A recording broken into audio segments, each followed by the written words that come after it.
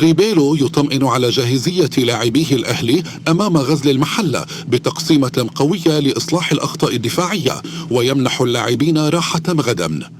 يوريتيتش مدرب بيراميدز يعنف لاعبيه بعد التعادل مع المصري، ويكثف التدريبات قبل مواجهة الأهلي الحاسمة. تقارير صحفية: الأهلي يبحث عن مهاجم من أمريكا الجنوبية ليكون بديلا لوسام أبو علي في يناير، والمرشحون بينهم البرازيلي برونو دوارتي مهاجم ضمك السابق وهداف الدوري الصربي موسمين متتاليين. لاعبو الأهلي والجهاز الفني في عزاء الشناوي بكفر الشيخ، وأحمد مجاهد يخطف الأنظار لارتباطه القوي بالشناوي.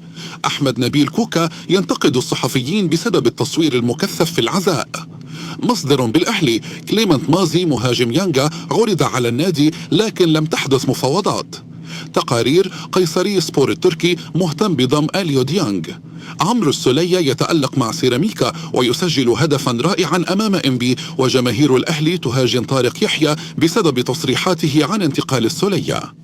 اتحاد الكرة يعتمد لجنة الحكام الجديدة برئاسة أوسكار رويز ونائبه وجيه أحمد وعضوية جهاد جريشة وسيد مراد، مع استبعاد عزب حجاج وآخرين. رابطة الدوري الأمريكي توافق على ظهور علم فلسطين في مباريات كولومبوس كرو على ملعبه دعما لوسام أبو علي. رموز الزمالك يجتمعون بمجلس الإدارة لحل أزمة أرض أكتوبر.